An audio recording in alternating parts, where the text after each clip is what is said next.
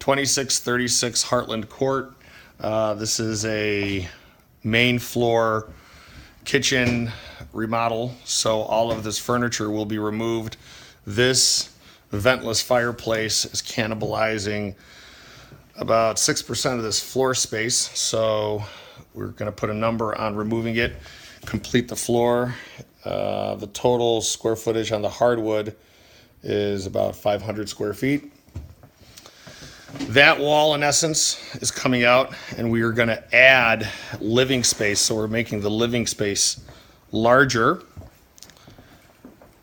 We have 17, 1, 2, 3, 4, 5, 6, 7, 8, 9, 10, 11, 12, 13, 14, 15 stairs that are going to get sanded and stained. We're going to have to tooth in the 2 3/4 inch red oak flooring.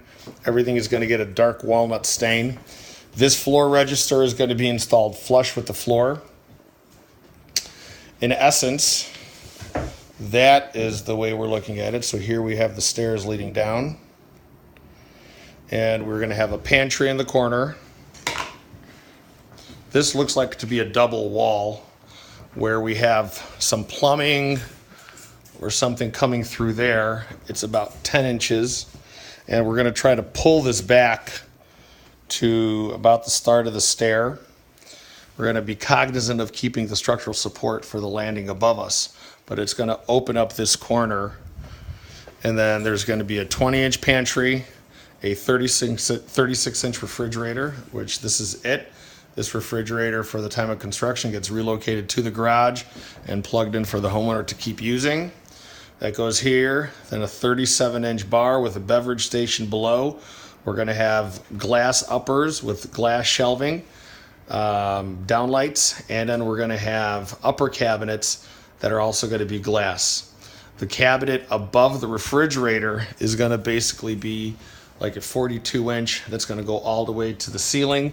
And when you open the drawers, those are going to pull out. Here in this dead corner, we're basically taking that double oven assembly and moving it here. So there's going to be a drawer on the bottom, double ovens, and then that same type of upper cabinet with solid doors. So solid doors here, glass doors here, solid doors above the refrigerator, and solid doors above the pantry. This entire wall, obviously, gets blown out. We're going to stop the kitchen in line with the island. And right now, we're saying it's going to be a minimum of 90 inches off of the wall. And we're probably going to be able to get another foot, so 102, depending on how this corner affects the accessibility to the kitchen. We want to make sure that we're not stopping the flow. But whatever we decide to do, whether 90 or 102, there's going to be a new cooktop centered. We're going to do a professional hood, and that's going to stay open. So we're going to have some backsplash, and then we're going to probably have a different backsplash go all the way to the ceiling, and then again, backsplash here. Solid door uppers, 2 glass, solid uppers, 2 glass, also illuminated. The island is going to be in the center of the kitchen. We're going to have 3.5 feet off of this back wall. We are going to have a microwave drawer pull out. In the center is going to be a 30-inch Franke or similar sink, deep 9-inch minimum, and then the dishwasher to the right.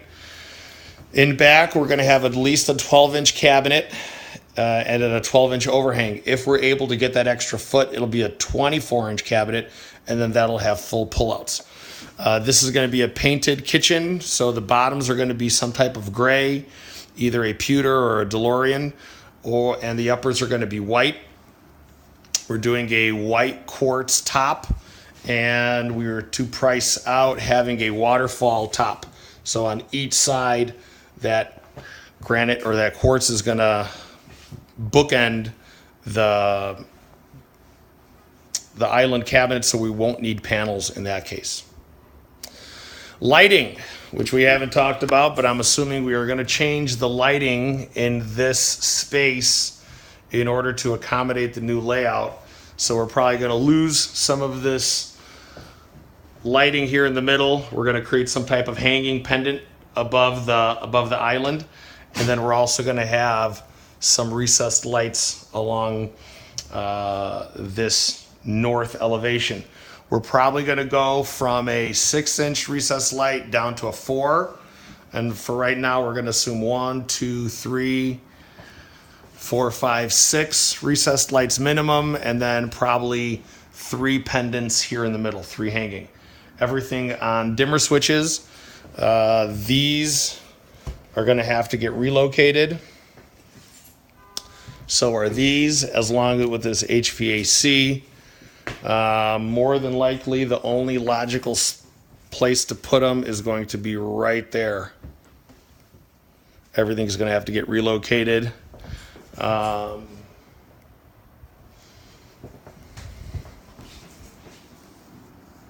Or on that wall here.